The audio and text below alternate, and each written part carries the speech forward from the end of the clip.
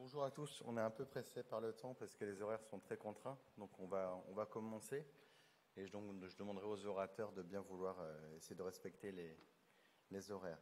Donc c'est une nouvelle journée d'infectiologie périnatale organisée par le GRIG en collaboration avec le CNJOF. Le GRIG, c'est le groupe de recherche des infections pendant la grossesse.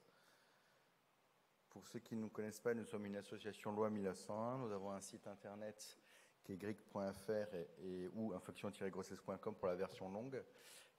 Et donc on a été créé en 2016 et depuis 2016, on a fait des actions multidisciplinaires sur la prévention et la prise en charge des maladies infectieuses pendant la grossesse. On a organisé des EPU, on a fait des webinaires, on a fait des participations à des congrès, les journées d'infectiologie périnatale, on a financé des bourses pour des Master 2, on a fait des feuilles de prévention contre l'infection ACMV, on a fait des vidéos de prévention contre la grippe, on a plus de 60 vidéos sur notre page YouTube.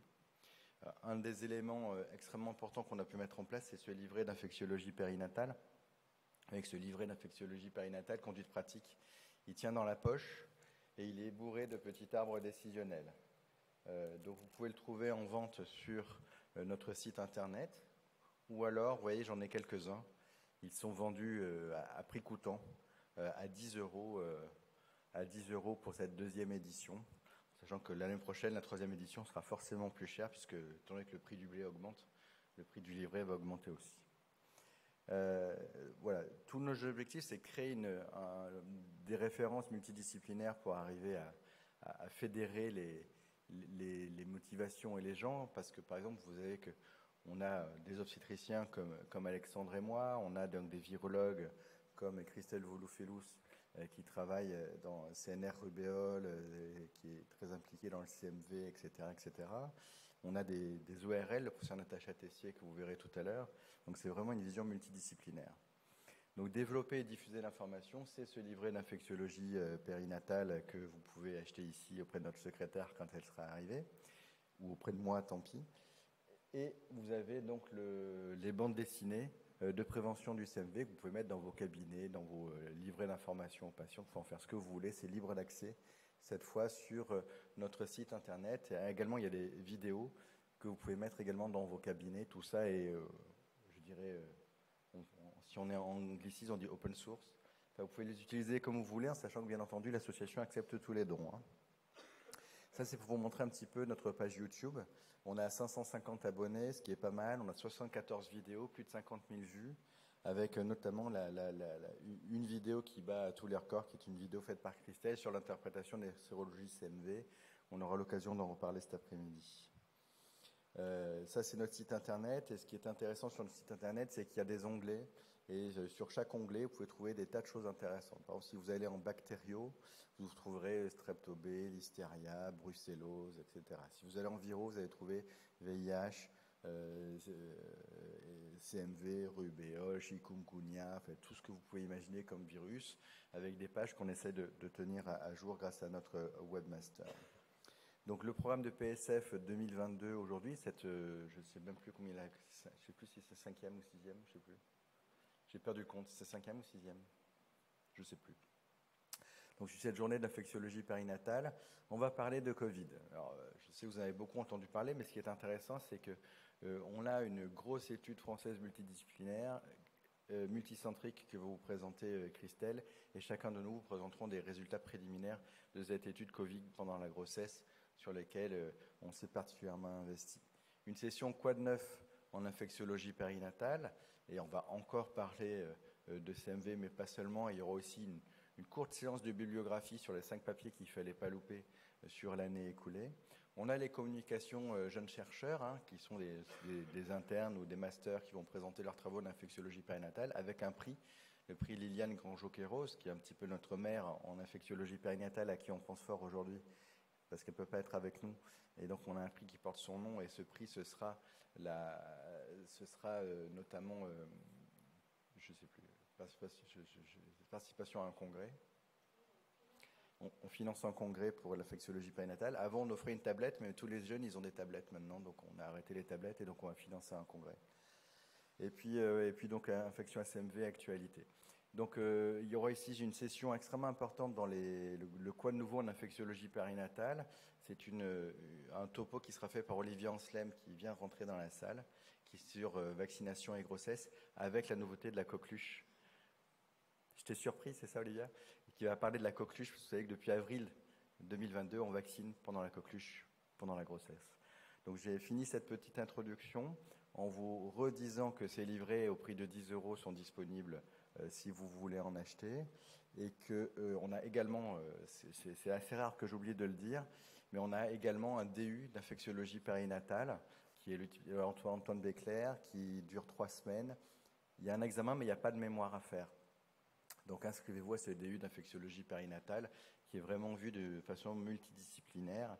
Et donc je vais donner la parole à Christelle qui va vous présenter l'étude Covid-PREC, puisque c'est elle la maître d'ouvrage de cet énorme travail.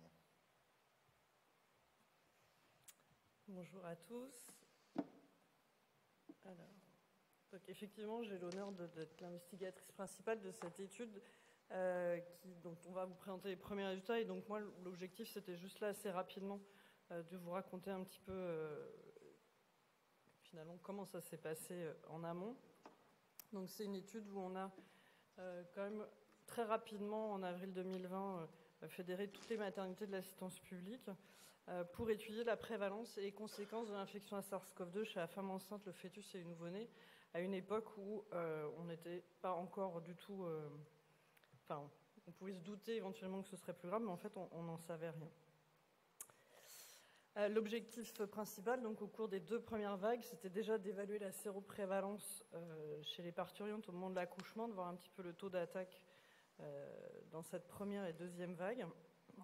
Et puis, il y a eu une multitude d'objectifs secondaires sur lesquels on est en train de travailler, qui sont la corrélation entre l'exposition au virus et l'impact issu de la grossesse, les complications maternelles et néonatales, l'évaluation de la transmission verticale du virus et les voies possibles de cette transmission. Et pour ça, vraiment, on remercie à la fois tous les soignants, les patientes qui ont accepté d'être prélevés dans de multiples endroits, y compris pour leur nouveau-né, pour voir un petit peu où se localisait le virus.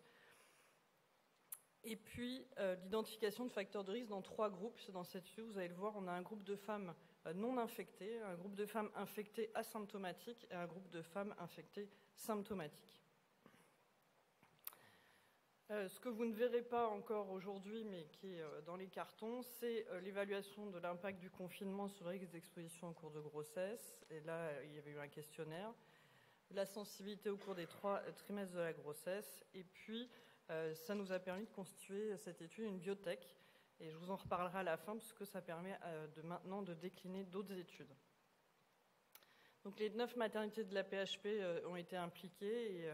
Et je remercie tous ceux qui ont inclus des patientes dans cette période où c'était quand même extrêmement compliqué de tout faire en même temps.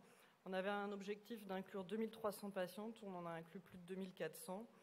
Et vous voyez, sur la période avril 2020 à décembre 2020, dernière inclusion, la dernière patiente ayant accouché en février 2021. Il n'y avait pas de traitement prévu à l'époque. Il n'était pas question encore de traiter les femmes enceintes. Et donc, il n'y avait aucun bénéfice pour elles-mêmes ni pour leurs enfants.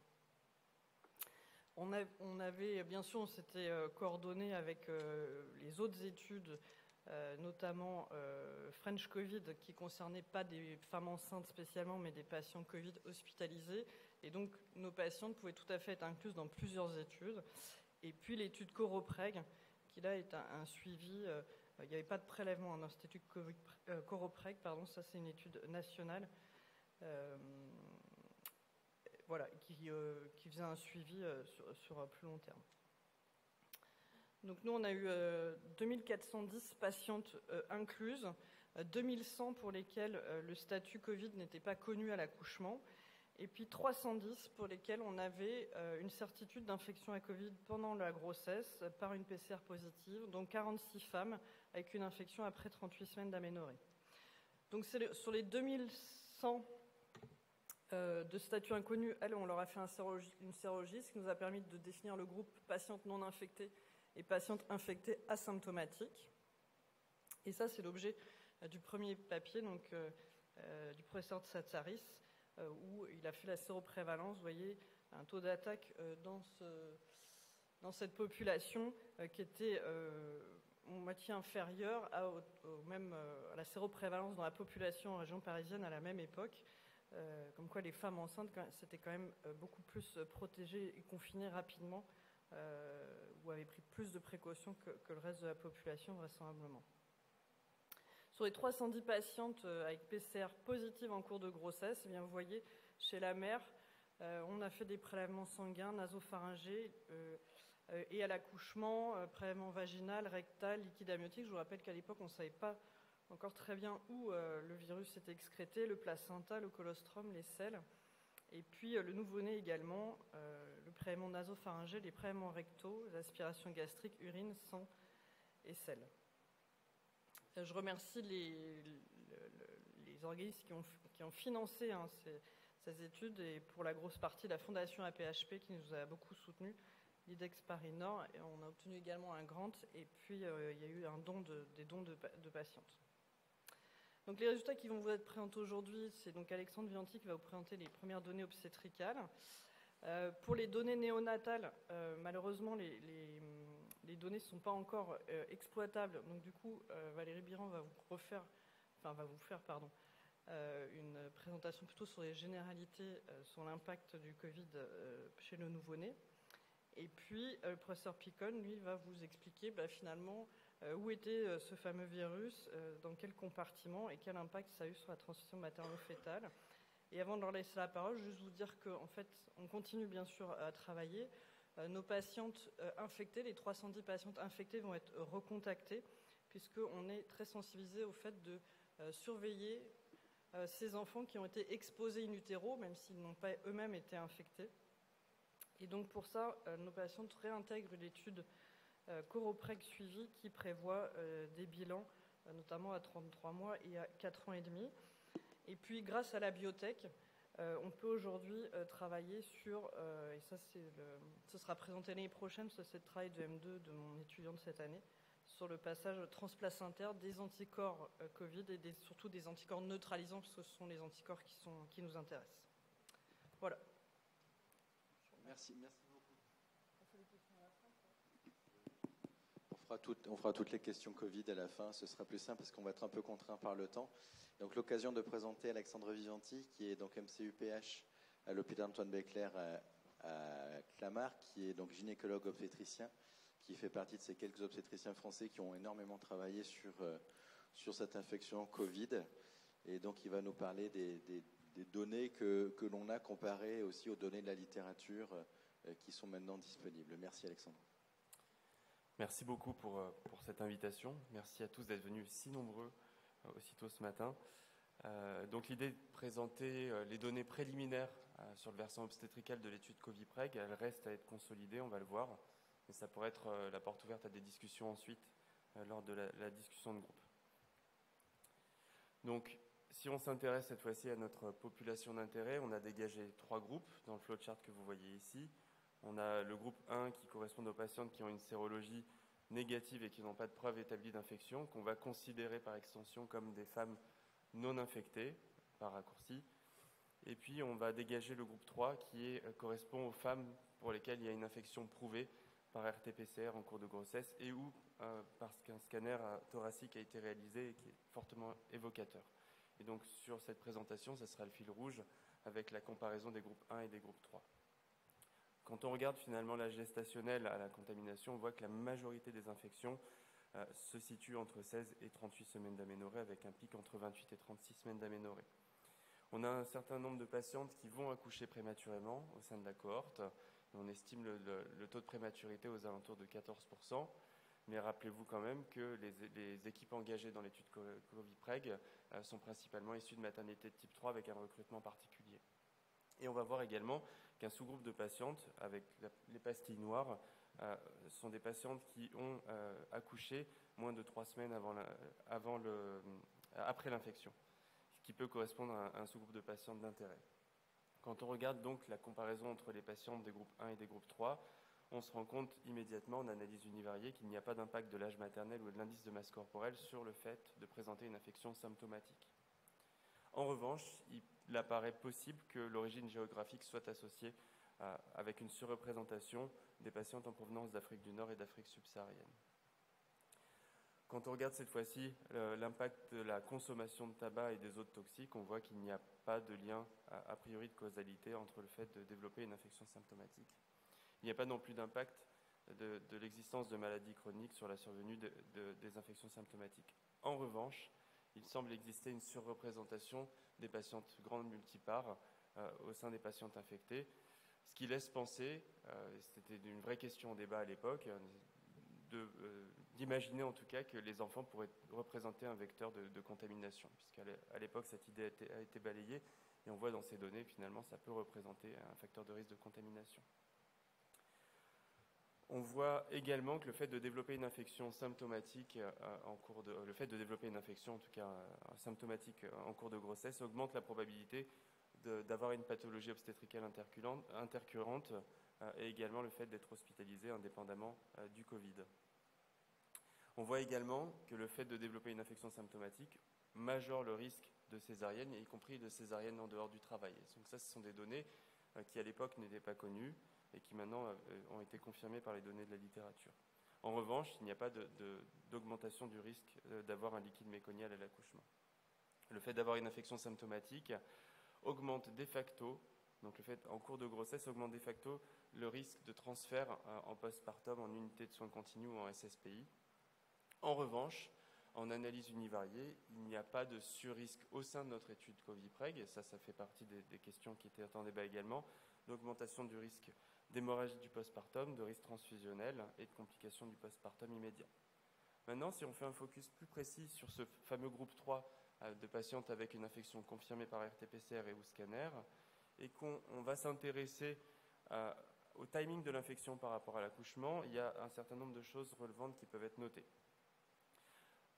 Il n'y a pas d'impact de l'intervalle de l'infection. En tout cas, l'âge maternel n'est pas associé avec cet impact de l'intervalle d'infection. Il n'y a pas également d'influence de l'indice de masse corporelle ou de l'origine géographique, alors qu'on avait vu que précédemment c'était associé. Il n'y a pas non plus d'effet de la parité. Et il n'y a pas d'association avec la prise de toxiques, l'existence d'un tabagisme ou l'existence d'une pathologie chronique sous-jacente.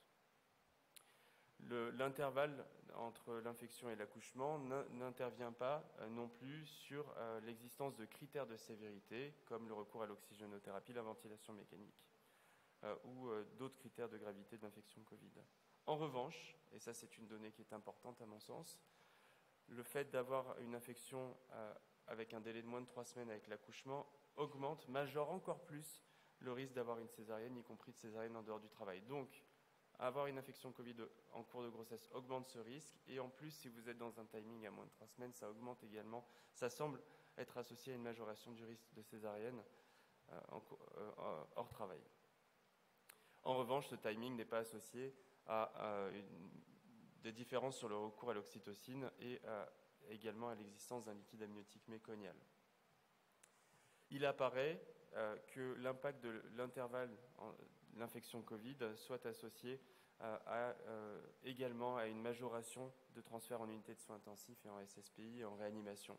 Donc c'est la même chose, avoir une infection en cours de grossesse augmente ce risque, et ce risque semble être encore plus majoré si l'intervalle avec l'infection et l'accouchement est de moins de 3 semaines. Et c'est également associé à une augmentation de la probabilité d'hyperthermie en postpartum.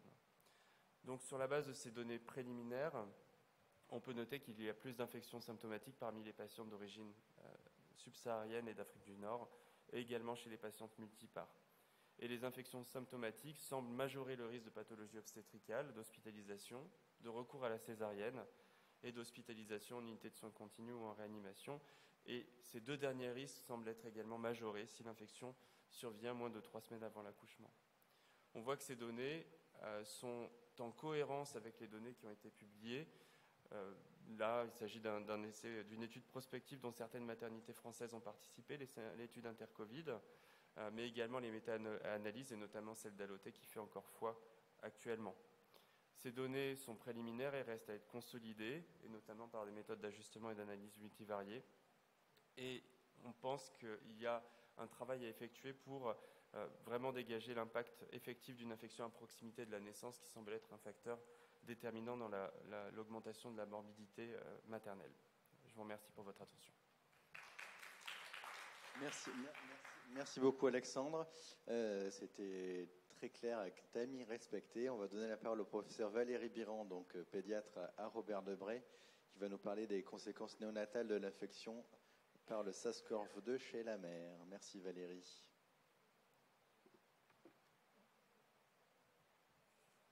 Merci beaucoup pour cette invitation. Donc, en fait, je ne vais pas aujourd'hui vous parler des résultats de Covibrec, puisqu'on n'a pas encore tout à fait analysé les données néonatales, mais plutôt reprendre un petit peu les résultats des données concernant l'infection néonatale liée au Covid, puisqu'on a très peu de données chez le nouveau-né, contrairement à toutes les publications et les cas qui ont pu être décrits chez l'adulte. Mais ce que l'on sait également et que l'on va retrouver ensuite dans Covibrec, c'est que ce risque de transmission du Covid, ce risque de transmission verticale, donc par voie anténatale, transplacentaire et également verticale néonatale au moment de l'accouchement, reste très rare. Et ce que l'on retrouve également, c'est que le risque de contamination des nouveau-nés, on le retrouve surtout en période postnatale le plus souvent. Donc, quand on reprend les données les plus récentes de la littérature, notamment la méta-analyse qui a été publiée récemment par Raschetti et également Alexandre Vivanti, donc où ils ont fait ce travail dans cette méta-analyse, on voit que chez ces nouveau-nés de mère Covid, le risque de transmission, il se fait donc essentiellement par l'environnement, dans 70% des cas, et que le risque de transmission verticale materno-fétale donc, est également présent dans 30% des cas. On retrouve également la présence donc, du virus dans le lait maternel, mais il n'y a aucun cas de transmission par le lait maternel qui a été décrit. Et concernant les symptômes Covid, ils étaient présents chez environ 55% des nouveau-nés infectés. Donc ce sont des symptômes qui sont banals, à type de fièvre, qui est présente dans 44% des cas, quand même de façon plus importante que ce que l'on voit généralement chez le nouveau-né en cas d'infection. Également des signes gastro-intestinaux qui sont des signes fréquents à type de diarrhée, retard, difficulté d'alimentation, des troubles respiratoires qui sont le plus souvent bénins à type de rhinite chez ces enfants ou de polypnées ou de signes de lutte mais qui sont généralement pas très sévères. Et on voit également des formes neurologiques avec un Covid neurologique néonatal sur lequel on reviendra tout à l'heure. Alors, quand je vous dis les signes respiratoires, dans la majorité des cas, sont bien sûr banals, c'est-à-dire souvent des enfants qui ont une majoration des signes de lutte ou une polypnée transitoire. Il faut quand même noter qu'il y a eu un cas de publié de nouveau-né de 10 jours qui a été quand même branché en ECMO, en circulation donc, artificielle, pour un Covid néonatal donc très sévère. Mais généralement, c'est le plus souvent des enfants qui ont un syndrome interstitiel qui est traité par ventilation non invasive ou oxygénothérapie nasale et qui est vraiment transitoire. Alors, quand je vous parlais du Covid neurologique néonatal, finalement, quels sont les modes d'entrée possibles du virus dans le système nerveux central? Il y a 3 voies possibles. Soit le virus donc, peut pénétrer par voie hématogène, avec notamment donc, un passage possible de la barrière hémato-encéphalique qui va provoquer une inflammation cérébrale, ou bien, deuxième possibilité, par voie neuronale rétrograde à partir du bulbe olfactif. On a vu qu'il y avait des troubles olfactifs, donc avec une atteinte des neurones olfactifs, puis du bulbe olfactif et ensuite du système limbique. Ou troisième possibilité de contamination donc, du cerveau néonatal par voie neuronale rétrograde à partir donc, des neurones chémorécepteurs et mécanorécepteurs au niveau des centres, au niveau pulmonaire qui vont ensuite atteindre les centres respiratoires.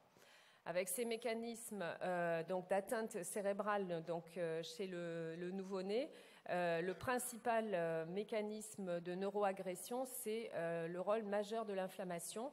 On a vu que ce Covid, chez le nouveau-né, le Covid maternel est associé à un gros syndrome inflammatoire qui va entraîner donc, des altérations au niveau de la microglie, qui est un acteur majeur dans l'inflammation au niveau du cerveau. Mais également, on peut avoir une atteinte donc, microvasculaire, endothéliale, mais également des lésions neuronales directes, puisque dans plusieurs autopsies, on a retrouvé donc, du virus, que ce soit au niveau des bulbes olfactifs, mais également au niveau des hémisphères cérébraux ou des hémisphères cérébelleux. Et également, donc la troisième hypothèse pour ces mécanismes de neuroinflammation, c'est la cotoxicité qui va être liée à l'hypoxie et aux défaillances polyviscérales chez ces nouveau-nés. Alors, le Covid néonatal, périnatal, je vous ai dit, donc ça existe, c'est très rare. Et quels sont les signes cliniques? Donc, ce sont des signes cliniques qui sont assez fréquents chez le nouveau-né qui a une infection virale à type d'hypotonie ou hypertonie, ou un enfant qui est extrêmement irritable. Il y a eu quelques cas d'analyse du liquide céphalorachidien dans ces cas de Covid néonataux où on retrouve quelques méningites. Et les données en IRM cérébrale sont également très limitées dans la littérature actuellement, puisque dans la cohorte UAN, on trouve quelques IRM pathologiques, vous voyez, 3 IRM pathologiques sur 8, avec des types de retard de myélinisation ou de lésions de la substance blanche qui ne sont pas spécifiques. Et je vous ai repris également notre cas national d'Antoine Béclair, ce qui est un cas de transmission verticale, de transmission materno-fétale à SARS-CoV-2, où le nouveau-né, donc présenté sur l'IRM qui a été réalisé, donc il avait donc déjà des signes neurologiques frustres dont je vous ai parlé tout à l'heure à type d'hypotonie, irritabilité. Et l'IRM cérébral qui a été réalisé à J11 retrouvait des petites lésions donc inflammatoires de la substance blanche périventriculaire et sous-corticale. Donc cette IRM cérébrale qui a été faite en période néonatale. Actuellement, cet enfant, donc, il a été revu récemment par une des pédiatres, le docteur Véronique Zupan, à Antoine Béclair, qui retrouve un développement de cet enfant qui est normal à 2 ans, avec un enfant qui a acquis la marche à 13 mois. Et qui a un développement en termes de langage, de cognition, d'interrelation qui est tout à fait normal. Mais on reste prudent, c'est un développement neurologique à 2 ans. Et donc on prône sur un suivi nécessaire de ces nouveau-nés de mère Covid du fait de ces atteintes neurologiques potentielles, avec, comme je vous le disais, ce rôle de l'inflammation. Donc là, c'est aussi des publication qui a été faite par l'équipe de Joma et de Pierre Gressens, qui est un chercheur, donc qui est le directeur de recherche de l'INSERM à Robert Debré, qui travaille beaucoup sur le rôle de l'inflammation et du neurodéveloppement, où ce rôle donc, de l'inflammation est très mis en avant, avec notamment chez les prématurés. On a vu qu'il y avait une augmentation, on va le voir, du pourcentage de l'incidence de la prématurité liée au Covid. Et donc, on est assez inquiet sur le devenir neurodéveloppemental de ces prématurés qui sont nés dans un contexte inflammatoire, avec ce rôle de l'inflammation donc lié au Covid maternel qui pourrait être à la fois avoir un rôle direct ou indirect sur le fonctionnement de la microglie, qui pourrait être activée ou désactivée, avec notamment donc ces enfants qui pourraient développer potentiellement des troubles neurodéveloppementaux à type de troubles du spectre autistique, ou des troubles du déficit de l'attention avec hyperactivité, comme on l'a vu dans d'autres cas, par exemple d'infections virales comme le Zika maternel, où on peut avoir des troubles neurodéveloppementaux à long terme. Mais pour l'instant, donc, on n'a aucune donnée disponible, évidemment, sur le suivi neurodéveloppemental de ces nouveau-nés de mère Covid à long terme. Donc, comme je vous le disais, et comme Alexandre l'a noté dans Covipreg, on voit qu'on a une augmentation, on a plus de prématurés finalement chez les mères infectées. Donc ça, c'est environ 20%. Donc ça, c'est dans les résultats des différentes publications. Vous avez en haut les résultats récents du CDC qui ne sont pas encore publiés, qui ont été présentés au congrès de l'APS en 2022, au printemps, où on a un risque relatif qui est augmenté de 1,3 de prématurité. Alors pourquoi les prématurités? Soit c'est des prématurités dans des contextes de pré-éclampsie avec des enfants, un peu plus d'enfants qui ont un petit poids pour la gestationnelle, mais également une augmentation de prématurité provoquée pour motif maternel. En revanche, dans les différentes études, on ne retrouve pas d'excès de morbidité néonatale à gestationnelle égale et un peu plus d'anoxie périnatale. L'incidence dans les différentes études est de 1,5%, qui n'est pas corrélée à la sévérité du Covid maternel et associée ou non à une infection néonatale, avec a priori un rythme cardiaque fœtal un peu particulier décrit par les obstétriciens, mais on n'a pas plus de détails.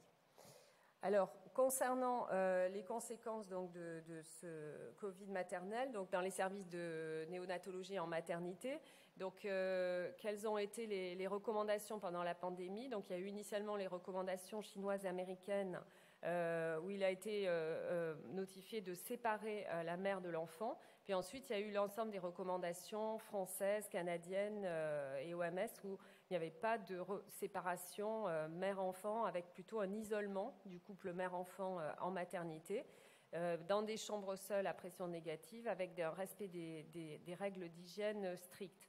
Alors, on voit dans la méta-analyse de Raschetti que quand on compare finalement les couples mère-enfant qui ont été séparés ou non, on voit que chez les couples mère-enfant qui n'ont pas été séparés, le risque relatif d'infection liée au Covid chez le nouveau-né après 72 heures est multiplié par 6.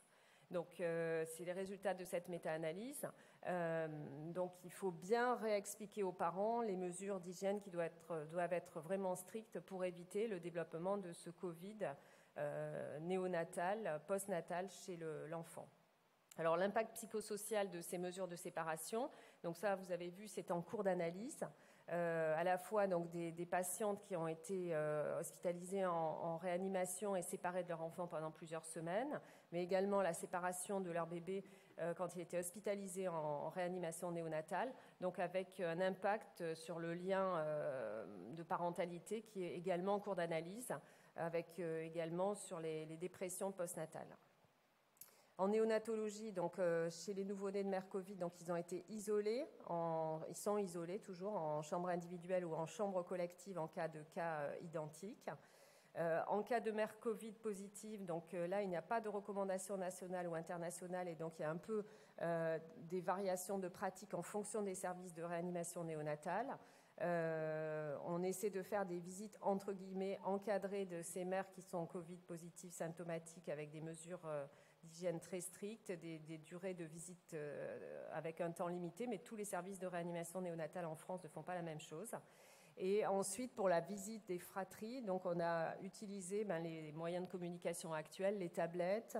Il y a eu un déploiement de dispositifs type Covisio pour voir le bébé à distance qui a été mis en place à l'assistance publique entre les différentes maternités en cas de transfert de l'enfant. Et pour les autres parents non infectés par le Covid, l'accès a été bien sûr libre pendant la pandémie. Alors, concernant l'allaitement, donc c'est un mode possible de transmission verticale, mais les données donc, sont limitées. Donc, je vous ai dit, il n'y a pas dans les différentes méta-analyses, il n'y a pas de cas décrits de transmission par le lait maternel. Il y a une seule étude que l'on retrouve où il y a des présences d'IgG spécifiques, mais qui est critiquable du fait de la validation des méthodes de collecte et d'analyse dans le lait maternel. Donc l'allaitement au sein est tout à fait possible, l'utilisation de lait cru et également l'utilisation des tire-laits individuels est tout à fait possible. En revanche, pour les extrêmes prématurés, les enfants de très petits poids de naissance, où on utilise la pasteurisation du lait maternel, actuellement ce n'est pas recommandé pour notamment éviter le risque de contamination croisée, comme le stockage du lait dans les services de réanimation néonatale n'est pas recommandé du fait du risque d'échange des échantillons de lait entre les patients. Et également, chez les mères Covid+, le don de lait anonyme n'est pas possible. Donc en conclusion, malgré le peu de données néonatales qui existent sur le Covid néonatal, on voit que la transmission materno-fétale du Covid se fait le plus souvent par voie environnementale dans la majorité des cas, mais que la transmission verticale reste possible mais rare, que l'allaitement maternel est tout à fait possible, qu'il est nécessaire donc de favoriser le lien de parentalité avec ces mères qui ont le Covid et leurs nouveau-nés. Donc on essaie donc de ne pas faire de séparation du couple mère-enfant en maternité en respectant bien les règles d'hygiène ni en réanimation néonatale. Et compte tenu donc de l'existence de ces Covid neurologiques et du rôle de l'inflammation, il est extrêmement important de suivre à long terme le neurodéveloppemental de ces nouveau-nés infectés par le Covid, notamment les grands prématurés, par rapport au risque de troubles neurodéveloppementaux à venir, car actuellement, aucune donnée n'est disponible. Et bien sûr, il faut encourager la vaccination des femmes enceintes et des femmes allaitantes quand elles ne l'ont pas été en prénatal, donc favoriser cette vaccination quand on les voit dans nos services de néonatologie ou en maternité. Je vous remercie. Merci beaucoup Valérie. C'est vrai que c'est d'où l'importance de la cohorte Coropreg avec le suivi à moyen et long terme avec l'équipe Épopée. Christelle, non c'est moi.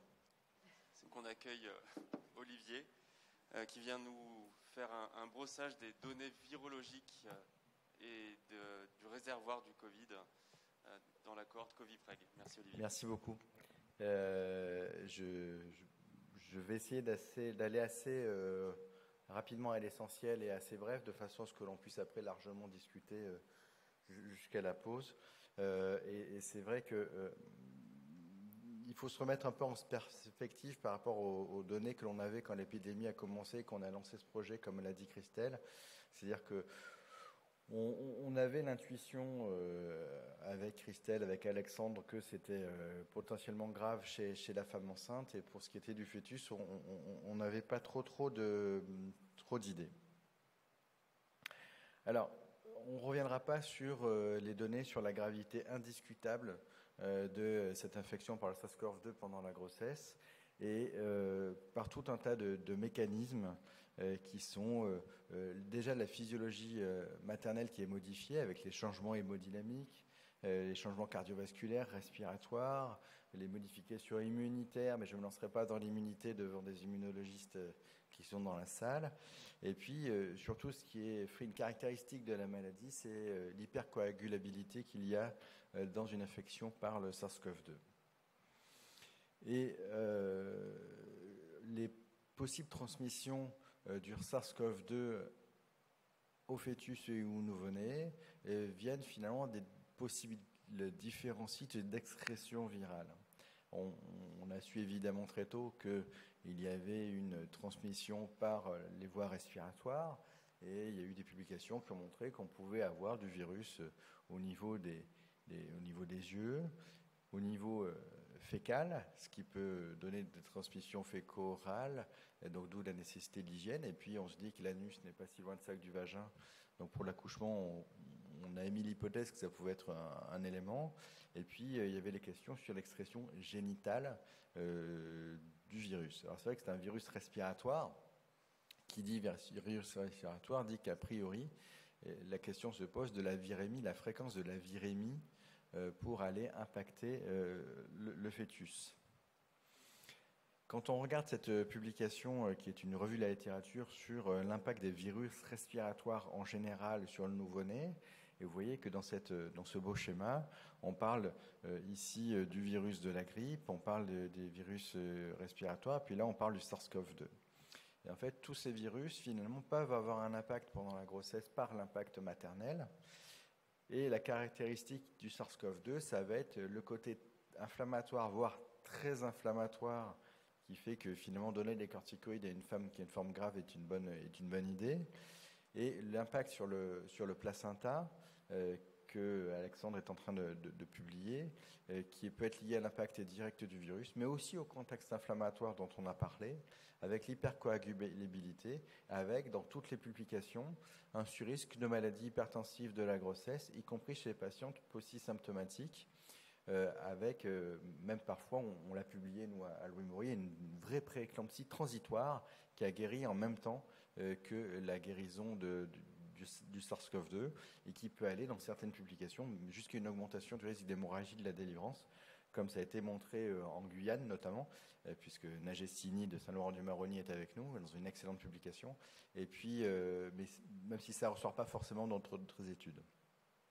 Donc c'est vrai que le côté infectieux, inflammatoire est extrêmement important, et Valérie Biran l'a rappelé tout à l'heure, sur l'impact du nouveau-né sur le devenir à long terme, il n'y a pas que l'infection, il y a l'inflammation qui joue certainement un rôle fondamental. Alors dans l'étude Covipreg, il a fallu, on a voulu évaluer quelles étaient les données que l'on avait sur l'expression virale dans les divers compartiments. Et Christelle vous a montré un petit peu l'ensemble des prélèvements qu'il fallait faire chez ces femmes enceintes, ce qui était évidemment très complexe dans un contexte où il y avait une ambiance à l'hôpital, pour le dire un peu tendue. Je vous rappelle que ce sont des données de la première année de la Covid, donc des problèmes de confinement, des problèmes de surcharge de travail, des problèmes de personnel malade, tout ça qui rend une étude avec de multiples prélèvements toujours extrêmement compliquée. Donc il faut vraiment être reconnaissant vis-à-vis de tous les personnels, en particulier les sages-femmes qui ont fait tous les prélèvements de ces patientes, parce que c'est une surcharge non négligeable pour elles. Donc, elle a montré l'arbre tout à l'heure, et finalement on est arrivé à 298 infections prouvées pendant la grossesse, et sur ces 298, on en a trouvé 28 qui avaient au moins un prélèvement positif dans l'un des 6 compartiments à l'accouchement ou le lendemain de l'accouchement, dans les 24 heures qui suivent le postpartum. Alors là, la difficulté, c'est que dans ce contexte, parfois les patients n'ont pas eu tous les prélèvements, n'ont pas eu à la fois le liquide amniotique, le vagin, le rectum, le lait. Parfois, il y a des données qui peuvent manquer. Si on regarde, donc ça fait quasiment 10% des patientes qui ont une excrétion prouvée, et c'est peut-être un petit peu plus s'il y a des prélèvements qui ont manqué, mais c'est au moins 10%. Et on a dans le sang 6% des patients qui sont virémiques. On a 0,6% des liquides amniotiques qui est infecté, c'est le cas de transmission maternofétale qui a été publié par Alexandre Vivanti et Christelle Volofelous. On a trouvé des placentas qui étaient positifs, on a trouvé des prélèvements vaginaux qui étaient positifs dans 3% des cas, et des prélèvements rectaux qui étaient positifs. À J0, il y en avait 13, à J1, il y en avait 12, donc ça faisait 5% de prélèvements rectaux qui étaient positifs, en sachant que ce n'est pas forcément les mêmes qui étaient positifs à J0 et à J1. D'accord ? Mais on arrive à 5% de prélèvements rectaux, ce qui est quasiment aussi important que le nombre de patientes qui sont virémiques. Et que dit la littérature par rapport à cette excrétion virale ? C'est toujours amusant de revenir finalement sur l'histoire des publications. Et les premières publications, c'est une publication en Italie d'un couple qui revenait de Chine, un couple d'une 60aine d'années qui revenait de Chine et qui a fait une forme un petit peu sévère. Et donc c'était donc un couple, un homme et une femme. La femme a été prélevée plusieurs fois, y compris dans le vagin et dans le rectum. Et ce qui est assez... donc vous voyez que les présences de virus a été détectées jusqu'à J28, parfois dans la salive ou au niveau des yeux, et on voit qu'il y a la sécrétion vaginale qui a été retrouvée à plusieurs reprises et rectale qui a été retrouvée à plusieurs reprises. Et ce qu'il faut noter, c'est que vous voyez très bien que l'excrétion dans le vagin et dans le rectum, ici, elle peut être transitoire. Elle est un petit peu moins au début de l'infection au niveau de la salive, ensuite ça peut fluctuer un petit peu, mais cette excrétion, elle peut être transitoire. La première publication chinoise sur 13 patientes, où ils ont fait également des prélèvements vaginaux, les selles, etc., et les prélèvements du nouveau-né. Et puis, ils ont trouvé finalement une seule patiente qui était positive pour le lait et une patiente qui était positive dans le rectum, avec 2 fœtus, 2 nouveau-nés qui avaient une pneumonie, alors que la mère n'excrétait pas de virus au moment de l'accouchement. Cette excrétion dans les selles, elle est quand même relativement fréquente dans certaines études, puisque dans une étude, il y avait jusqu'à 75% des patients qui avaient une PCR positive dans les selles, et que cette présence de virus dans les selles peut durer plusieurs jours, et même parfois être supérieure à la présence dans la salive.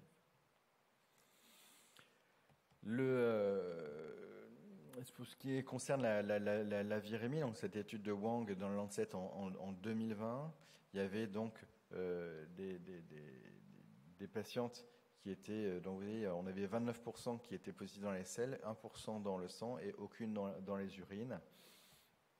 Sachant que, évidemment, je parle sous contrôle des virologues, mais probablement que les PCR telles qu'elles étaient faites en début 2020 ne sont peut-être pas aussi efficaces et aussi sensibles et spécifiques que celles qui sont faites actuellement.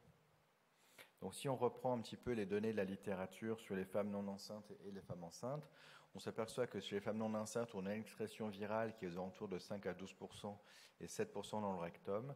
Et chez les femmes enceintes, vous voyez que ce sont des petites cohortes, et notre cohorte est supérieure à toutes celles publiées. On est aux alentours de 0 à 4%, 9 sur 34, ça ne fait pas 47%, donc j'ai dû faire une faute de frappe avec ma calculatrice, mais ça ne doit pas faire ça. Ça doit faire plutôt 10%, donc 10-12%, et plasma 5%. On est dans les données qui semblent correspondre à ce qui est dans la littérature, ce qui va dans le sens d'une bonne validité externe. La question qui s'est posée, c'est est-ce qu'on est dans le cadre d'une maladie qui s'approche d'une maladie comme les maladies torches avec un risque de phétopathie infectieuse, ou est-ce qu'on est vraiment dans le cadre de quelque chose qui est plutôt atteint la mère et qui donnera des atteintes fétales exceptionnelles. Alors, au début, on n'en avait pas trop d'idées, on avait des intuitions. L'intuition que l'on avait notamment avec Christelle, c'était de se dire c'est un virus respiratoire, la virémie est rare, les autres SARS-CoV qui existent sont très graves chez la mère, mais il n'y a jamais eu de transmission materno-fétale du SARS-CoV-2, des autres SARS-CoV. Donc il n'y a pas de raison qu'il y ait des phétopathies infectieuses, mais il fallait être vigilant. Donc il y a beaucoup de gens qui sont intéressés finalement au mécanisme de transmission du SARS-CoV-2, des agents infectieux et du SARS-CoV-2. Et il y a 3 mécanismes de transmission d'un agent infectieux, soit par des infections des cellules placentaires et des virions qui sont libérés au niveau de la phase fétale, par les transcytoses de virus libres ou opsonnisés, ou alors les transmissions par les cellules de sanguines infectées qui passent et qui serviraient un petit peu de cheval de Troie. Et ça, ces mécanismes sont les mêmes que pour les autres agents infectieux qui peuvent se transmettre au fœtus. Et les premières données, notamment en 2020-2021, ont montré que cette transmission materno-fétale a été rare. Et il y a une définition de l'OMS qui a été faite pour dire est-ce que c'est une infection congénitale ou pas une infection congénitale. La définition d'une infection congénitale par l'OMS, c'est une infection prouvée chez la mère, ce qui semble un petit peu la base, avec une PCR positive chez le nouveau-né à la naissance, ou alors la présence d'IgA et d'IgM, et puis à nouveau une PCR positive entre 24 et 48 heures de vie. Donc il faut 2 prélèvements positifs chez le nouveau-né à 24 heures d'intervalle avec une mère infectée pour pouvoir dire qu'il s'agit d'une infection congénitale. À part, suite au premier cas donc de Christelle et Alexandre Antoine Beckler, qui était le premier cas mondial de transmission materno-fétale prouvé sans aucune discussion possible, il y a plusieurs séries qui ont été faites, notamment de 2021-2022, qui montrent qu'on est entre 2 et 5%, en sachant que dans ces articles, et notamment les premiers, la certitude qu'il s'agisse d'une infection congénitale materno-fétale est difficile à affirmer. En tout cas, on est aux alentours de 1 à 5%. Et dans l'étude de Vasquez, c'était 1,7% in utero et 3 à 4% en intrapartum ou en post-natal récent. Ça, c'est une méta-analyse faite, il y a encore un auteur qu'on connaît vaguement, là, qui est Alexandre Vivanti et Christelle Volofelous, qui ont fait cette méta-analyse également, et qui finalement, dans tous ces articles qui ont été analysés, 74 articles inclus dans cette revue de la littérature, finalement on est arrivé à 5,7% d'infections congénitales prouvées en se fiant à ce que disaient les auteurs, et l'immense majorité des cas, c'était probablement des infections postpartum. Après, il y a des infections probablement congénitales, possiblement congénitales, etc. etc. Mais vous voyez que le côté congénital d'infection congénitale a l'air d'être assez marginal. Alors, dans Covipreg, on a 5 infections congénitales certaines sur 298 patients, ce qui fait 1,6%, ce qui correspond aux données qu'il y a dans la littérature. Ce qui est assez intéressant à noter, et je vous ai mis un tableau qui est selon la classification de Bloomberg, justement, qui définit si c'est une transfusion intra-utérine, intrapartum ou juste une infection superficielle. Il semblerait que dans notre coordonnée, on a 3 nouveau-nés qui ont un PCR positif à la naissance et qui est négatif à 24 heures de vie dans le nasopharynx. C'est ce qui correspond à la définition superficial exposure, En fait, le nouveau-né était en contact avec le virus, mais finalement n'a pas été infecté. Et c'est probablement du virus qui était chez la mère, peut-être dans le vagin, peut-être dans le rectum, et on le retrouve sur la PCR, il y en avait un petit peu, mais finalement ça s'arrête là. Et puis un bébé qui était négatif à la naissance et positif à 24 heures de vie, et là on est probablement dans ce qu'on appelle soit une infection intrapartum, soit une early postnatal infection, donc une transmission postnatale probable, possible, chez ce nouveau-né.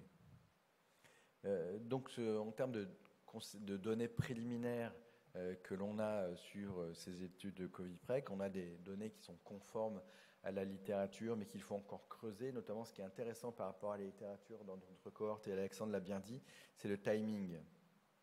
Et ce qui est intéressant, je n'ai pas mis le détail parce qu'il faut qu'on aille un petit peu plus loin, c'est que parmi les patientes virémiques, bizarrement, il y en avait quelques-unes qui avaient été infectées plus de 3 semaines avant la naissance, ce qui est assez rare, mais c'est assez étonnant. Donc il faut qu'on creuse sur la corrélation entre le moment où la patiente a été infectée, l'excrétion vaginale et l'infection congénitale. Pour le cas d'Alexandre et Christelle qu'ils ont publié, c'était une infection aiguë quand ils ont fait la césarienne, donc c'était quelque chose d'extrêmement récent. Mais il y a des infections plus tardives qui ont donné lieu à des infections sans aucune fétopathie directe et qui a été décrite, même si ça a été publié dans l'ultrasound et Alexandre a eu malheureusement un cas, Antoine Beckler, où une patiente qui était sous ECMO, le fœtus n'a pas du tout aimé le choc hémodynamique, donc il a eu des séquelles cérébrales liées au choc hémodynamique, mais pas liées à l'effet direct du virus sur son développement cérébral. Donc il y a encore des données à creuser. Je vous laisse à nouveau faire ma petite pub sur le site internet et sur notre page YouTube. Et je crois que grâce à ces présentations, on a largement le temps de répondre à toutes vos questions. Un grand merci Olivier pour cette présentation claire et didactique qui permet de repositionner finalement les deux voies de transmission possibles verticales, à savoir la transmission transplacentaire et également la transmission en perpartum lorsqu'on a une excrétion vaginale positive. On va démarrer la discussion qui porte sur l'ensemble des présentations. Donc n'hésitez pas si vous avez des questions, il y a des micros qui circulent dans la salle.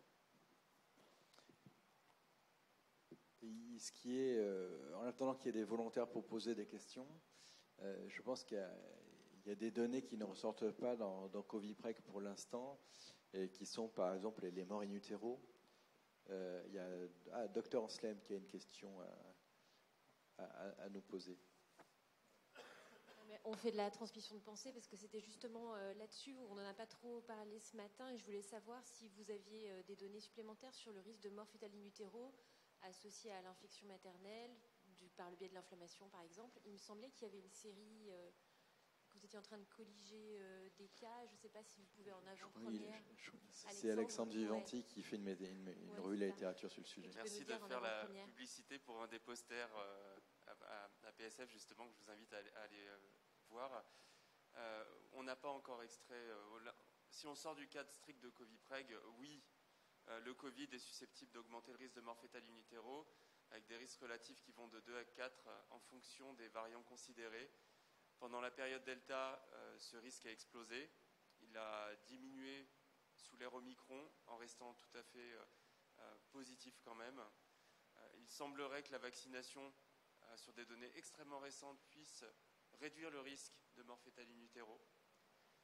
Très probablement, la cause des morts fœtales in utero est en lien avec une atteinte inflammatoire placentaire et pas en lien avec un effet direct cytotoxique viral, avec des lésions d'intervillite chronique histiocytaire qui sont mises en évidence de façon systématique en contexte de mort fœtale in utero quand on l'impute au Covid, avec des dépôts de fibrine importants.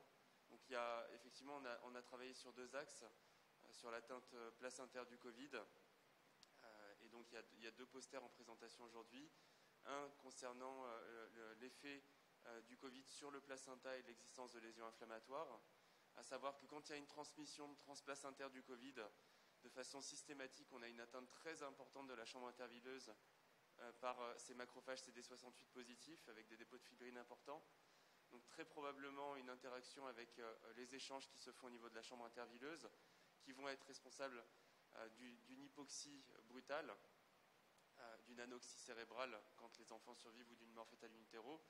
Et puis il y a un autre travail qui est effectivement en cours sur la base d'un appel à collaboration où on a colligé tous ces bébés qui sont nés en contexte d'anomalie du rythme cardiaque fœtal hors travail en contexte de Covid. Et il ressort dans cette analyse que le timing entre l'extraction fœtale pour anomalie du rythme et l'infection Covid a une médiane de 5 à 6 jours. Donc on est vraiment sur un phénomène assez aigu. On augmente on diminue les pH de naissance. Donc il y a vraiment une tendance à l'anoxie. On est sur des choses qui sont assez confidentielles puisqu'on a 16 cas rapportés en Ile-de-France sur la période. Si on le rapporte au nombre de patientes exposées au Covid, y compris en ère Omicron, ça reste des choses qui sont très rares, mais la morbidité existe.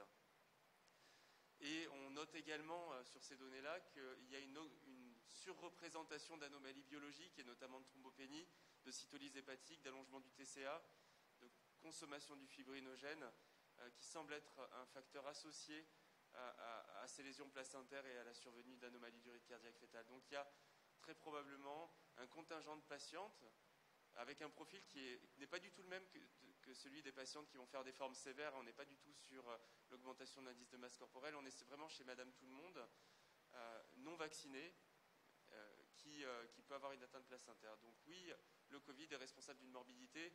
Probablement pas aussi. On pensait que ça serait la contamination transplacentaire qui augmenterait cette morbidité. Franchement, à l'échelle statistique, à l'échelle d'une population, ça reste très rare. Mais la morbidité maternelle et la morbidité néonatale existent. Et sur le plan néonatal, cette morbidité, je pense qu'en termes de proportion, elle est principalement liée à la prématurité en premier lieu, prématurité spontanée ou induite, et également en deuxième lieu avec cette atteinte placentaire qui semble assez spécifique du Covid. Merci beaucoup. Et donc, comme tu le dis, c'est plutôt des mécanismes aigus et c'est pas forcément par le biais d'un retard de croissance qui va s'installer progressivement et ensuite qui va donner lieu à une mort fœtale in utero. Non, franchement, le Covid, on peut lui imputer beaucoup de choses, hein. Mais déjà, la tératogénicité semble pas être l'apanage du Covid, premièrement, sur des données in vitro et puis sur des données en échelle en population. Et effectivement, répète-moi ta question. Sur le RCU. Oui, sur le retard de croissance. Il ne semble pas être associé à une augmentation du risque de retard de croissance. En tout cas, ça ne ressort pas dans les analyses actuellement. Donc on est probablement sur un effet on-off du Covid. Et j'ai espoir que si on arrive à passer un cap aigu, finalement, on arrive à terme sans trop d'encombre sur le plan placentaire. Oui, super, plein de questions. Vous avez eu le micro en même temps, donc allez-y.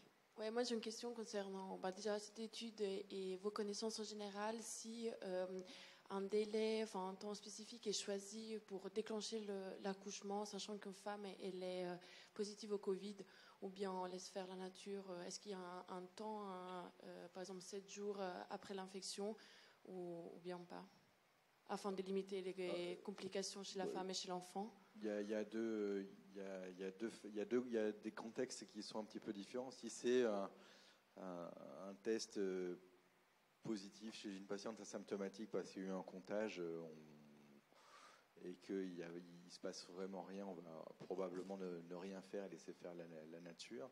Après, je pense qu'une patiente à terme qui commence à avoir des symptômes, qui n'est pas vaccinée, qui commence à avoir des difficultés respiratoires, je pense que ça ne sert à rien de prendre le risque d'attendre. Après, en général, ce qu'on aime bien, c'est essayer de voir comment est-ce qu'on peut arranger les choses pour que finalement, d'un point de vue médical, mais aussi d'un point de vue contextuel avec le mari, etc., pour les visites, que ce soit un peu moins difficile. Donc si on peut sortir de la période aiguë pour qu'elle soit moins isolée, que ce soit moins pénible pour elle, pour ne pas dire autre chose ensuite de couche, on essaye. Mais voilà. Après, on a beaucoup discuté avec Alexandre sur à quel moment on décide d'extraire quand ça commence à aller moins bien. Alors, il est clair que lorsqu'on était en 2020, Dès qu'une patiente commençait à avoir besoin d'oxygène, grosso modo, on la césarisait. Surtout quand on sortait de la zone de prématurité extrême. Après, on était beaucoup plus dans l'expectative. Moins interventionniste, beaucoup plus dans l'expectative. Mais toujours la décision d'extraction, de déclenchement, c'est toujours une discussion tripartite, obstétrique, pédiatre, réanimateur, surtout dans la zone de pédiatrie, de prématurité, et surtout parce que je pense qu'il ne faut pas négliger la zone de prématurité tardive quand même. On a tendance à dire après 34, on s'en fout. Entre 32 et 36, il peut quand même se passer des choses chez les nouveau-nés. Donc, c'est pas parce qu'on est habitué à sortir des 28 qu'entre 32 et 36, il ne se passe jamais rien. Donc, il faut se méfier aussi de ça. Voilà. Mais l'idée, dans ce contexte-là, c'est essayer de faire en sorte qu'on ait moins d'impact possible. On a déjà beaucoup fait chier les femmes enceintes avec la Covid depuis 2 ans pour qu'on les embête encore un petit peu. Donc, il n'y a pas de règle absolue. C'est vrai que si vous faites référence à 2 maladies virales pour lesquelles il ne faut pas déclencher dans la phase aiguë, qui sont par exemple la varicelle et la rougeole, ou même chikungunya, où là il ne faut pas qu'elles accouchent pendant la phase aiguë, parce que c'est là où il y a une transmission du virus au bébé sans anticorps, et là les bébés vont faire des formes graves. On n'est pas dans ce cadre-là. D'accord. Donc c'est pas très grave d'accoucher à la phase aiguë. Ça n'a rien à voir avec la rougeole, c'est en train de monter. Je pense qu'on en reparlera l'année prochaine. C'est pas du tout la même chose. Voilà. Alexandre ? Oui, il faut éviter de sortir. Enfin, il faut sortir de ce carcan du systématisme. C'est vrai qu'on était très interventionniste initialement. Franchement, on a fait des conneries un certain nombre de fois sur des patientes symptomatiques, certes, avec certaines particularités du bilan biologique. Je pense que vous avez tous vu passer ces patientes avec l'allongement du TCA. On ne savait pas quoi en faire au départ. Vous déclenchez une patiente avec un allongement du TCA en vous disant je vais améliorer la situation, et puis vous vous retrouvez sur un échec de déclenchement où vous vous retrouvez en fait en contre-indication d'anesthésie péridurale. Donc vous allez faire éventuellement une césarienne sous anesthésie générale, et vous pouvez aggraver une situation qui était stable sur le plan ventilatoire initialement, et devoir intuber une patiente. Donc vous allez exposer aussi le personnel à des risques de contamination. Et puis il y a des patientes qui ne devaient pas être intubées, qui finalement sont intubées dans le cadre de cette anesthésie générale, et pour lequel vous pouvez aggraver le tableau. Donc c'est vrai qu'au départ, avec le Covid, on avait tendance à intuber très facilement les formes sévères, et puis on a vachement rétropédalé, on a mis en place des mesures de ventilation non invasives beaucoup plus performantes, et on est revenu sur ce dogmatisme. Donc il faut vraiment toujours se poser les questions. Il n'y a pas de situation, de toute façon il n'y a rien qui rentre dans les clous, tout doit être discuté, et il faut essayer d'être le moins délétère possible dans la prise en charge. Voilà. Merci. Je tiens à souligner d'ailleurs, il y a 2 autres questions. Il y a encore une main qui s'est levée, mais on va y répondre. Il y a le GRIG et le collège ont publié par 2 fois des mesures de prise en charge et d'organisation pour les femmes enceintes et le travail. Donc ça a beaucoup aidé les gens. J'en profite pour souligner la collaboration qu'il y a eu entre le GRIG et les CNJOF pour les publications de ces recommandations sur les prises en charge à 2 reprises, et puis pour tout ce qui est les communiqués de presse qui étaient pro-vaccination, et le lobbying qu'on a pu faire auprès des autorités de santé pour que les femmes enceintes deviennent prioritaires dans les politiques de vaccination, ce qui n'était pas évident pour tout le monde. On avait une question là, à gauche. Oui, merci. Je voulais revenir sur, vous parliez des prélèvements vaginaux qui étaient positifs et des transmissions aussi perpartum. Et dans notre service, on s'est posé la question d'une éventuelle contre-indication à des lactates au scalp pour diminuer des infections perpartum chez les patientes qui avec un Covid plus au moment du travail. Est-ce que vous avez un avis sur la question ? Oui, mon avis est qu'on peut faire des pH au scalp. C'est une bonne question. Ça fait partie des choses auxquelles on pouvait se poser la question. D'abord, l'extraction vaginale, elle est rare. Et puis en plus, je pense pas que. Je pense que le principal, c'est de garder nos outils obstétricaux classiques. Je pense qu'il n'y a pas de contre-indication du tout à ça. Il faut garder à l'esprit que la transmission existe, mais que finalement, la probabilité de développer une forme sévère pour un nouveau-né infecté, elle reste quand même très rare. Donc, oui, il ne faut pas tomber dans l'alarmisme non plus face à ce risque d'infection, cette transmission. Et je suis sur la ligne d'Olivier aussi, sur le fait de maintenir les outils usuels.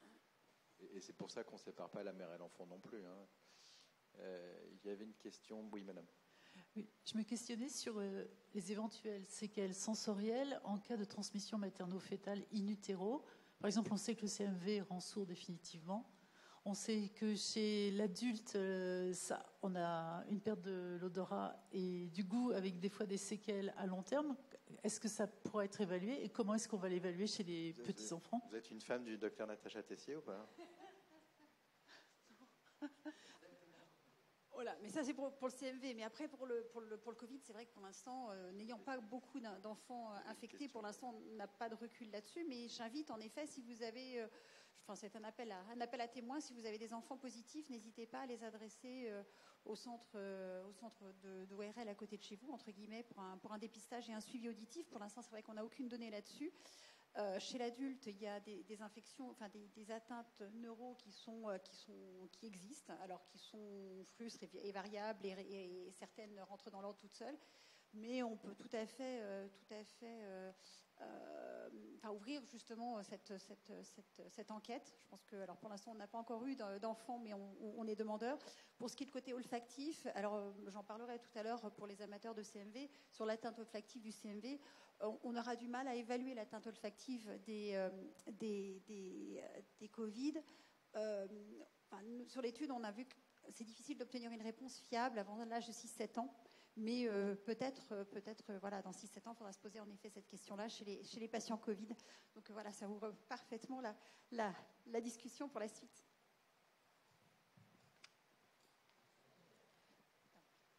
Moi, c'était par rapport au risque de mort fétale in utero. Je voulais savoir comment vous aviez organisé les choses. Est-ce que du coup, on hospitalise toutes les patientes qui ont un Covid, ce qui ne semble pas très réaliste? Enfin voilà. Il faut savoir que ce qui a été mis en place, ça a été mis en place de façon vraiment maternité dépendant. On a essayé de faire avec les moyens du bord. Les moyens du bord sont des données initialement rétrospectives, rapportées assez rapidement. Donc, il n'y a pas de recommandations au sens strict. Pour faire des recommandations, il faut du haut niveau de preuve. On n'en a pas aujourd'hui. On commence à avoir des méta-analyses. Et puis, il y a une méthodologie particulière. Donc, ce que je raconte là, c'est ce qu'on a fait au sein de notre maternité. Je ne dis pas que ça diminue la morbidité, mais on a essayé de mettre en place des choses les moins contraignantes possibles. Et pourtant, on a quand même cassé les pieds des obstétriciens, des sages-femmes pour mettre en place ça. L'idée, c'était de se dire, dans un certain nombre de cas, on a des anomalies biologiques associées. Donc on va essayer d'identifier un sous-groupe de patientes qui pourraient éventuellement bénéficier d'une surveillance supplémentaire pour limiter le risque, limiter la morbidité induite par les lésions placentaires. Donc en fait, toutes les patientes symptomatiques, on a vu que l'intégralité des patientes qui avaient des atteintes placentaires, c'était des patientes avec un profil standard, systématique, sans facteur de risque. Donc en fait, on ne peut pas piocher sur les facteurs de risque. En revanche, toute patiente symptomatique, y compris paucisymptomatique avec un Covid, bénéficier d'une biologie minimale, ce qu'on appelle classiquement le BVR, bilan d'HTA, permettant d'aller contrôler tous ces paramètres dont on vient de discuter. Et les patientes qui présentaient des anomalies multiples du bilan biologique, même non sévères, faisaient l'objet d'une discussion, d'une surveillance par monitoring, dont certaines étaient hospitalisées. On a hospitalisé des patientes qui avaient des Covid très modérés, un peu de fièvre, un petit peu de tout, mais parce qu'elles avaient des anomalies biologiques à type de thrombopénie, même modérée, cytolyse hépatique ou autre. Et sur ces 2 ans, on a 2 patientes qui ont été hospitalisées de façon systématique pour ces motifs, qui ont développé des anomalies du rythme cardiaque fœtal à 31 et 32 semaines d'aménorrhée, entre 7 et 8 jours après l'infection, qui ont été césarisées. Les 2 avaient des atteintes placentaires d'intervilite, et une des patientes a transmis. Les 2 avaient des atteintes, un marquage positif pour des protéines virales, et une sur les 2 a infecté son enfant. Est-ce qu'on a bien fait? Je ne sais pas. Est-ce qu'il y aurait une mort fétale in utero? Je ne sais pas. Peut-être que si on n'avait pas monitoré, il ne se serait rien passé. On aurait passé un cap aigu. Peut-être qu'on a induit injustement de la prématurité, mais on a essayé d'impacter, d'influer sur ce risque-là. Voilà. Donc c'est ce qui a été fait. Mais je ne dis pas que c'est une politique qui est efficace en termes de réduction de la morbidité, et je ne dis pas qu'en rapport coût-économie, c'est quelque chose qui est favorable. Je pense qu'il faut être extrêmement vigilant sur... Oui. Je complète la réponse, si je peux me permettre, Alexandre. Je t'en prie. Il y a eu pas mal de littérature. Il y a l'article auquel on a participé d'Alexandre sur les anomalies du rythme. Il y a aussi des études. Il y a eu quelques cas qui ont été très significatifs, très frappants, publiés par David Beau en Suisse, où c'est des patientes qui font des formes finalement tout à fait modérées. Finalement, elles consultent pour diminuer des mouvements actifs. Il y a un rythme horrible et le placenta, il est plein de virus. Donc ça arrive. Je pense que la difficulté, c'est que surtout, bon là on est plutôt calme, mais lors de la vague précédente, quand on avait 10-15 coups de fil par jour de patientes qui disaient je suis positive, avec les urgences qui débordent, etc., c'était hyper compliqué d'imaginer qu'on puisse faire venir toutes ces patientes à l'hôpital pour leur faire un bilan sanguin et ensuite les surveiller et faire des monitorings. Il y a un moment donné où ce n'était malheureusement pas faisable. Je pense que ça aurait été pertinent de le faire systématiquement, mais objectivement, ce n'était pas faisable. Et notamment, moi, je pense que les patientes, à partir de 30 semaines, quand elles nous appelaient en disant j'ai un peu de fièvre, je tousse, et qu'est-ce que je fais ? Ben, moi, j'avoue qu'au lieu de dire restez à la maison et revenez si ça ne va pas, je dis venez, on fait un bilan, on fait un rythme, et ensuite on adapte la surveillance. En plus, ça permet de la tracer et de la mettre dans un circuit de surveillance. Dans la science publique, il y avait le Covidom, le système de surveillance. Et après, nous, on avait un carnet de surveillance, on appelait les patientes régulièrement pour voir si elles ne s'aggravaient pas, parce qu'il y avait effectivement le côté je commence à tousser, je suis un petit peu malade, je suis à la maison, mais on sait très bien que 24, 48 heures, 72 heures après, il y en a qui pouvaient s'aggraver, avoir une aggravation secondaire, donc celle-là, il ne fallait pas les louper. Et puis celle qui disait que finalement le bébé bougeait un petit peu moins, etc. Donc il fallait garder une vigilance, et ça, c'est extrêmement important. Moi, je suis assez favorable à ce que les patientes qui ont, après 30 semaines, c'est fixé de façon tout à fait arbitraire, qui commencent à faire un Covid, et surtout si elles ne sont pas vaccinées, qu'on puisse leur faire le bilan et la surveillance. Quand elles sont vaccinées, je pense que vraiment on peut être un petit peu plus relax, surtout comme l'a dit Alexandre, puisque c'est lui qui m'a fait passer la publication hier. Il y a une méta-analyse anglaise qui a été publiée très récemment qui semblerait montrer que la vaccination diminue le risque de mort in utero. Bon, c'est assez incroyable parce que les morts in utero, c'est comme un événement extrêmement rare. Donc arriver à montrer sur cette méta-analyse que la vaccination protège des morts fœtales in utero, c'est presque un résultat un peu inattendu. Donc ça, c'est vraiment un élément fondamental pour tout ça. Il y a une question sur la gauche, Wadi. Oui, je voulais savoir si vous aviez des données un petit peu sur la baisse du liquide amniotique chez les patientes infectées Covid. C'est juste une observation, nous, à une petite échelle sur une maternité de 1000 accouchements, mais on a eu quand même l'impression que cet hiver, on a eu beaucoup de patientes, enfin plus que d'habitude, qui avaient un bébé en siège avec un contexte d'oligoamnios. Je voulais savoir s'il y avait eu cette observation dans d'autres maternités ou pas. Personnellement, je n'ai pas remarqué. Non, non plus, pas in situ, et dans la littérature, il n'y a rien sur le liquide amniotique. On n'a rien non plus sur les paramètres hémodynamiques, le Doppler et notamment, enfin voilà, c'est des données qui sont manquantes aujourd'hui. Bonjour. Ma question est tout simplement pratique. Maintenant, après les 2 ans de recul, est-ce qu'on peut dire que le Covid a un impact sur le fœtus et le nouveau-né vraiment? C'est-à-dire quelle est la vraie part du Covid, par exemple pour la mort fœtale in utero, si on compare à la mort fœtale in utero, toutes causes confondues. Donc ça, c'est la première chose, sachant qu'effectivement, le risque apparemment est très très faible. Est-ce qu'on peut imputer, donc est-ce qu'on peut s'inquiéter du Covid comme pour n'importe quelle autre infection au niveau fœtal, je parle, et néonatal, pas concernant la mère, et quels sont vraiment les vrais dégâts qui sont causés pas vraiment par le Covid pour le bébé, à part la prématurité effectivement, et dans quelle mesure la prématurité liée au Covid, c'est-à-dire quelle est la différence entre Covid, pas Covid? Quelle est la vraie part du Covid? Et au jour d'aujourd'hui, est-ce qu'on peut vraiment rassurer les patients? Risque relatif de mort in utero multiplié par 4. Donc ça, c'est sûr. Ah oui, c'est sûr. D'accord. Entre 2 et 4. Entre 2 et 4, si on regarde la fourchette basse. Mais toutes les études montrent une augmentation du risque de mort in utero. Toutes les études montrent une augmentation de la prématurité. Et je tiens à préciser, prématurité spontanée et induite. Induite, on comprend pourquoi, quand on se précipite un petit peu pour césariser tout le monde, mais aussi spontanée. Et aussi spontanée. Pareil, dans les risques relatifs, qui sont entre 2, 4, 5, selon les études et selon les pays. Donc pas de phétopathie infectieuse, ça c'est clair. Hein, c'est pas le CMV ou la rubéole, hein, on est d'accord.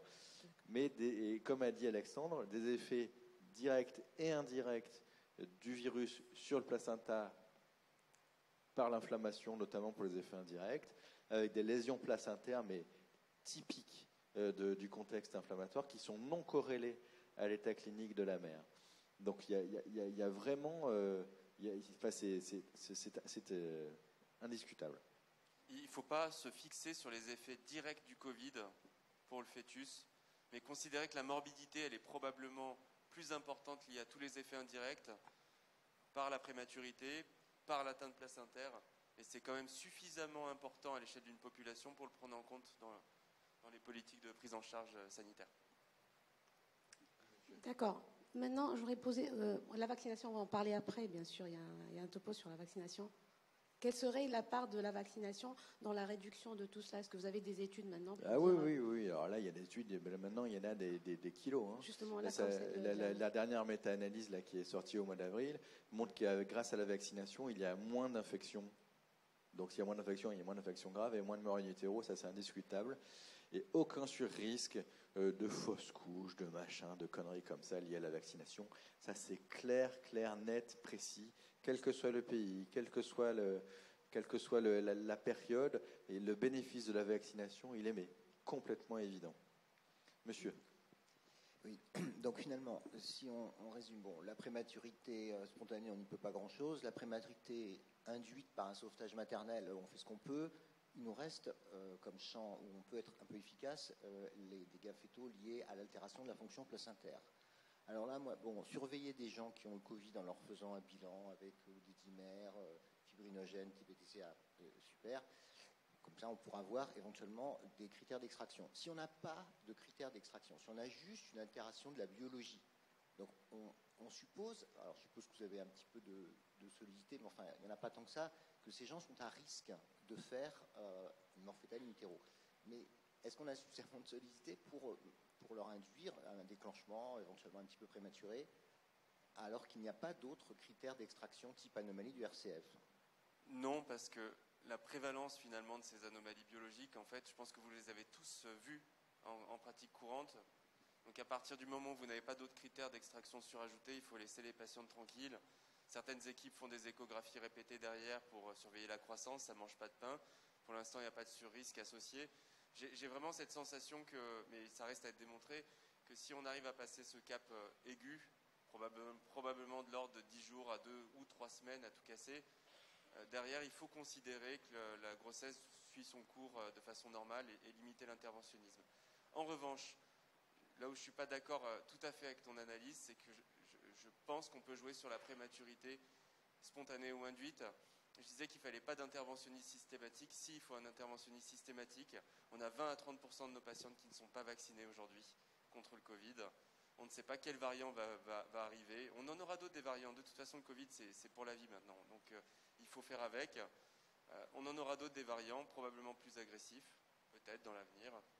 Donc, il faut maintenir la pression sur la vaccination, parce que je pense que par le biais de la vaccination, on va diminuer fortement la morbidité maternelle et la morbidité néonatale à l'échelle d'une population. Je reprécise un tout petit peu. Et au-delà de 37 semaines, une petite anomalie biologique, une dame qui a un Covid modéré, est-ce qu'il y a une indication à faire naître l'enfant? Je pense qu'il faut la laisser tranquille. Un même allongement du TCA, fibrinogène? C'était la discussion de tout à l'heure. Tu as un TCA 1,30, tu décides de la déclencher sans analgésie péridurale, contre-indication.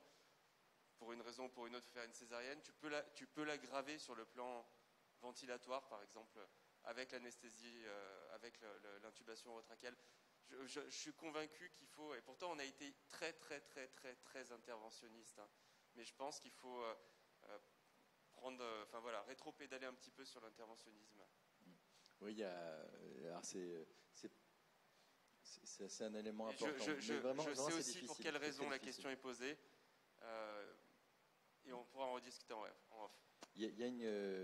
J'ai pas vu de nouvelles mains se poser, mais je vais donc aborder un dernier point sur le Covid, parce qu'on n'a pas du tout évoqué là, c'est les thérapeutiques. Alors, il n'y a pas d'antiviral miraculeux qui soit vraiment pertinent pendant la grossesse, là, mais on pourra y revenir. Ce qui est sûr, c'est qu'il faut donner les anticoagulants, hein, parce qu'on a dit que c'est une maladie inflammatoire pour coagulante, il faut donner les anticoagulants. Et il faut donner des corticoïdes dès qu'il y a besoin d'oxygène. Ça, c'est clair. Après, parmi les antiviraux qui existent, il y en a qui sont possibles à donner chez les patients d'oxygène dépendante. Ça, c'est tout à fait faisable. Et puis, il y a tout ce qui est anticorps monoclonaux qui sont aussi possiblement à donner en post-exposition chez les patients très à risque. Donc, on connaît ça chez les patients greffés de plus de 65 ans et des choses comme ça. Mais en fait, une femme enceinte à très haut risque non vaccinée peut aussi bénéficier d'une prophylaxie post-exposition par les anticorps monoclonaux, par exemple. C'est très très rarement fait parce qu'on a très rarement de patientes qui soient dans ce cadre-là, mais ça fait partie des choses qui sont éventuellement possibles. Dans les antiviraux qui existent, il y en a qui prouvent qu'il y a moins de besoin de recours à l'oxygène quand on donne à la phase aiguë au tout début de l'infection. Il faut le donner très tôt. Donc chez les patients à risque, ça peut être une opportunité. Après, les antiviraux, il y en a qui sortent à peu près tous les 15 jours, 3 semaines. Il y en a un des antiviraux qui fonctionnait en intercalant des bases et en induisant des mutations. Celui-là, je pense qu'on peut l'éviter. Mais l'autre, a priori, il n'y a pas de souci. Et pour ce qui est de ceux qui sont la PHP, il y a des recommandations thérapeutiques de la PHP qui existent et qui incluent les femmes enceintes. Est-ce que vous avez des questions particulières sur la Covid à nouveau?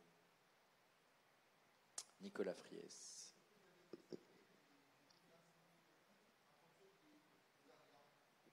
Je te remercie pour ta question. La question de Nicolas Friès est: y a-t-il des différences en fonction des variants?